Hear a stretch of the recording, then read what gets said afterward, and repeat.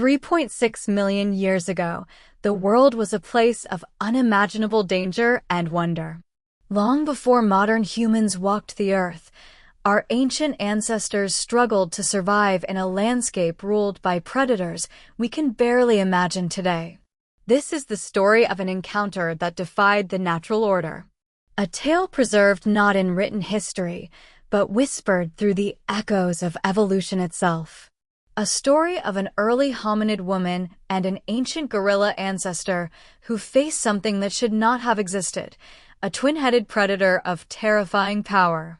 Welcome to the Pliocene epoch, where survival was the only law and cooperation between species could mean the difference between life and extinction. Picture East Africa during the Pliocene epoch. The climate is warmer and wetter than today's African savanna.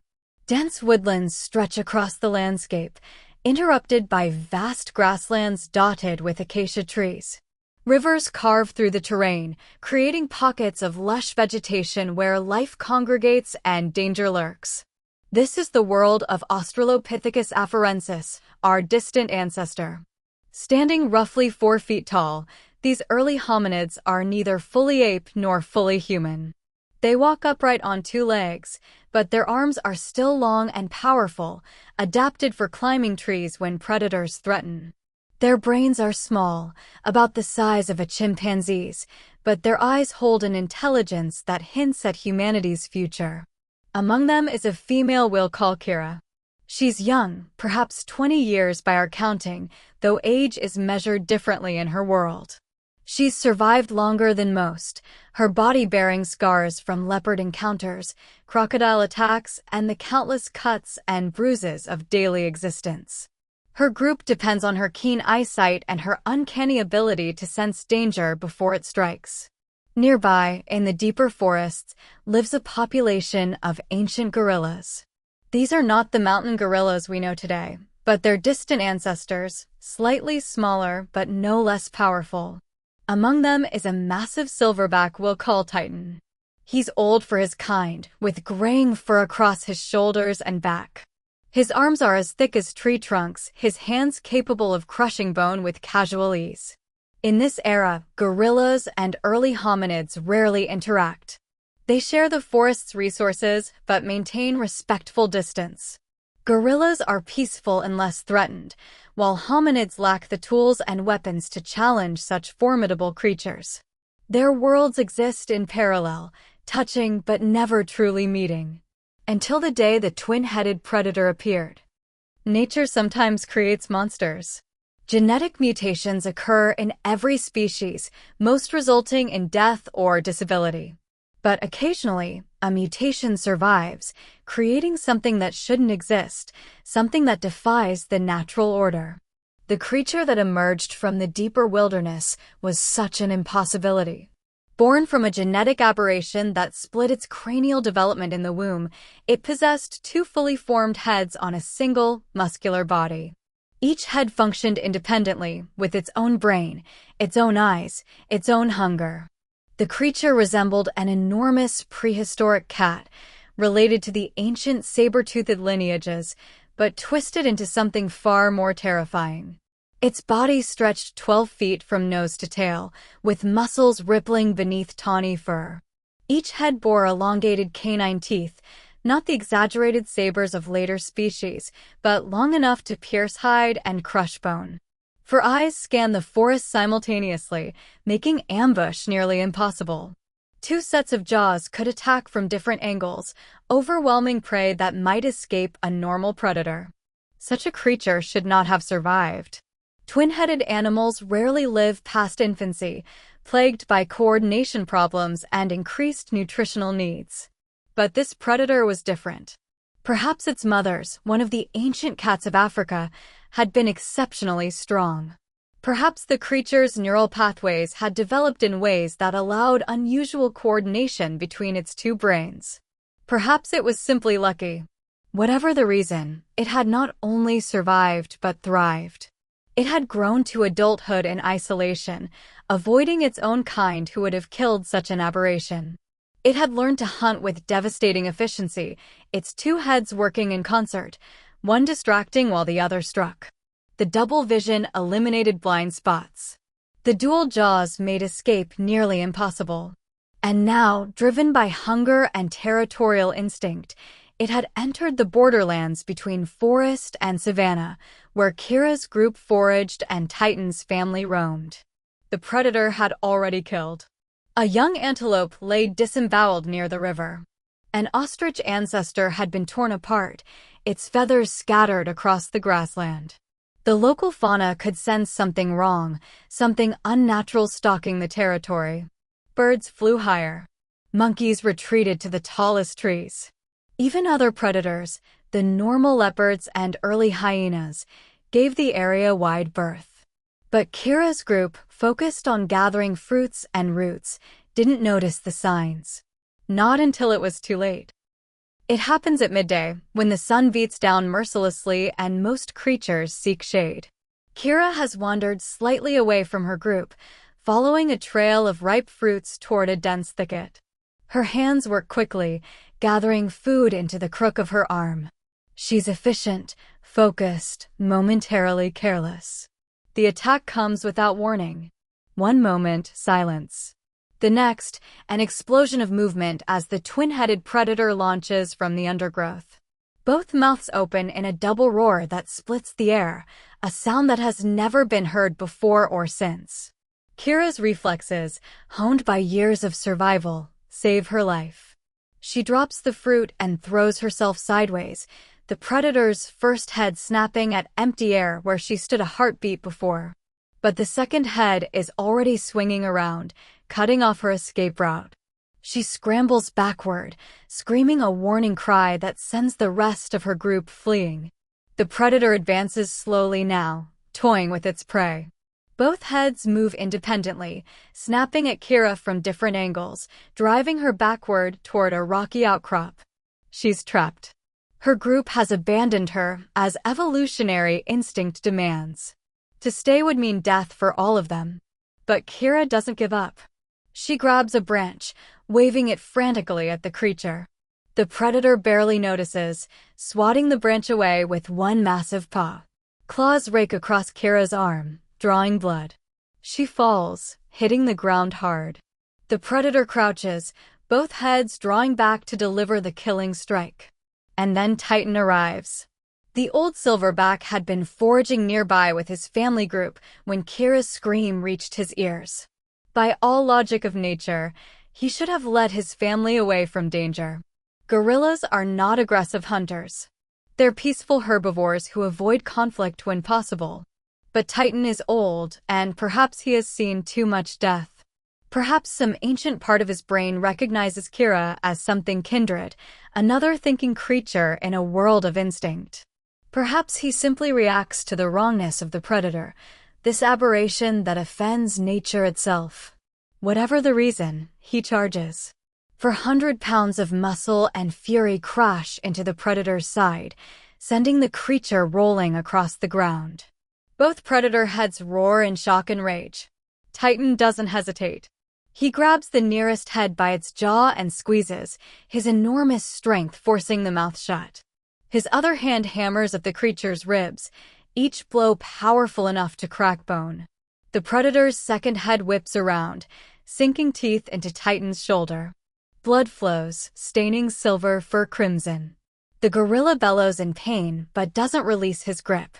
He knows instinctively that letting go means death. From the ground, Kira watches the battle with wide eyes. Every instinct screams at her to run, to escape while the predator is distracted. But she doesn't move. Perhaps she's too injured. Perhaps she's frozen in shock. Or perhaps, in that moment, something new awakens in her early hominid brain, the understanding of debt, of obligation, of cooperation between unlike beings. She forces herself to stand. Her arm throbs where the predator's claws struck, but she can still move. Her eyes scan the ground, searching for something, anything to use as a weapon. Her fingers close around a rock, heavy and sharp-edged. It's not much, but it's all she has. The battle rages. Titan has wrestled the predator to the ground, his weight pinning the creature down. But the strain is showing. He's old, and his strength is fading. The predator's second head continues to savage his shoulder and neck. Blood pours from multiple wounds. Titan's grip on the first head is weakening. Kira approaches from behind. Every step takes courage she didn't know she possessed. The predator's tail lashes wildly, nearly knocking her down. She can smell the creature's musk, can hear both heads snarling and snapping. Terror threatens to overwhelm her. But she keeps moving forward. And then she strikes. The rock comes down with all her strength onto the base of one skull. The impact jars her entire arm, nearly making her drop the weapon. The predator's head jerks, momentarily stunned. She strikes again. And again. Each blow is desperate, fueled by fear and adrenaline and something else, something that will one day be called courage. Titan feels the predator's struggles weakening. With renewed strength, he twists the head he's holding, applying pressure to the creature's neck. There's a sickening crack. The first head goes limp. But the second head is still fighting, still tearing at Titan's shoulder with desperate ferocity. Kira continues her assault, raining blows on the creature's spine, its ribs, anything she can reach. Her arms burn with exhaustion.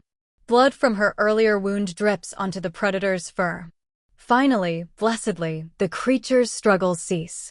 The second head goes still, whether from blood loss, neural shock, or the cumulative trauma of their combined assault. Neither Kira nor Titan can know. The twin-headed predator, the aberration that should never have existed, is dead. In the silence that follows, Kira and Titan face each other across the predator's body. Both are injured, exhausted, covered in blood, both their own and the creature's. By all the rules of nature, this moment should not exist. Hominids and gorillas do not form alliances. They do not fight together. They do not acknowledge each other beyond wary distance. But something has changed.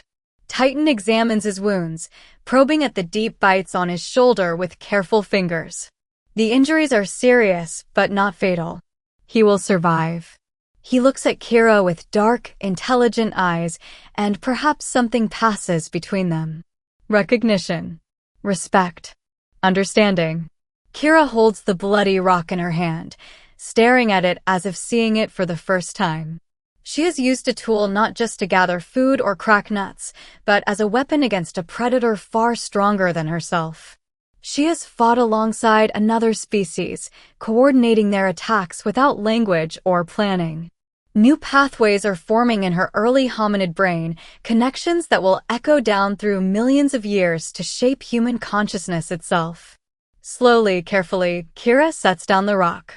She backs away from Titan, not in fear but in acknowledgement. A gesture that says, "We are done here. We can part in peace." Titan watches her retreat. He makes no move to follow, no aggressive display. Instead, he performs a slow nod, a gesture gorillas use to signal non-aggression. Then he turns and walks away, limping slightly on his injured side, disappearing into the forest shadows. Kira stands alone beside the predator's corpse for a long moment. Her group's calls echo from a distance. They're gathering courage to return, checking if it's safe. She looks down at the twin-headed monster, this impossible creature that brought her and the silverback together. Later, much later, other predators and scavengers will find the body. They will tear it apart, scatter the bones, erase all physical evidence that such a creature ever existed. No fossil record will preserve this encounter. No scientific evidence will survive. The twin-headed predator will vanish from history as if it never was. But the memory will survive in other ways. In the genetic heritage of survivors like Kira who passed on their genes, their capacity for tool use and cooperation. In the ancient instincts that tell us humans and great apes share something fundamental, some deep connection forged in prehistoric times. In our species' unique ability to form alliances across barriers, to work together against common threats. 3.6 million years is an almost incomprehensible span of time. Mountains rise and erode away in such periods. continents shift. Species appear and vanish. Ice ages come and go. Everything changes. Yet something of that day survived. Kira's descendants would continue to evolve. Her Australopithecus afarensis species would give rise to others, each generation slightly more human than the last. Homo habilis. Homo erectus. Eventually, modern humans, Homo sapiens, would emerge and spread across the globe. Titan's lineage would survive too, evolving into the gorillas we know today. They would remain in the forests, living peaceful lives built around family and hierarchy, their enormous strength used primarily for display rather than violence. And perhaps, buried deep in both lineages, there remains some genetic memory of that day when the impossible happened. When two species faced an unnatural threat and chose cooperation over instinct. When an early hominid woman and an ancient gorilla stood together against the darkness. This is not a story you'll find in scientific journals. There's no fossil evidence, no ancient cave paintings, no DNA markers to prove it happened. The twin-headed predator violates our understanding of how such mutations fail to survive. The cooperation between species seems too convenient, too much like a fable. But nature is stranger than we imagine.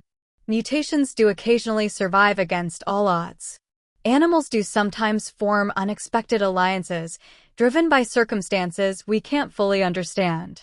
And 3.6 million years is time enough for countless stories to unfold and be lost forever, known only to the wind and the stones. Perhaps it happened exactly as told. Perhaps it's a myth, a legend woven from fragments of truth and evolutionary possibility.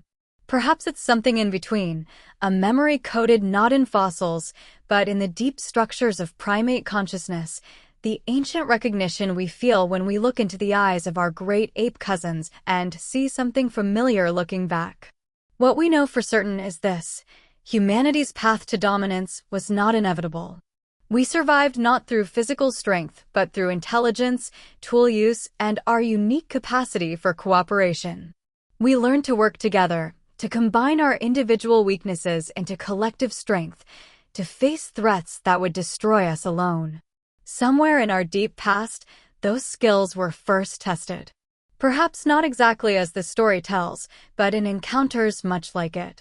Moments when early hominids chose cooperation over competition, intelligence over instinct, when they picked up rocks and branches and said, "We will not go quietly into extinction." From those desperate moments came everything that followed. Agriculture and civilization. Science and art.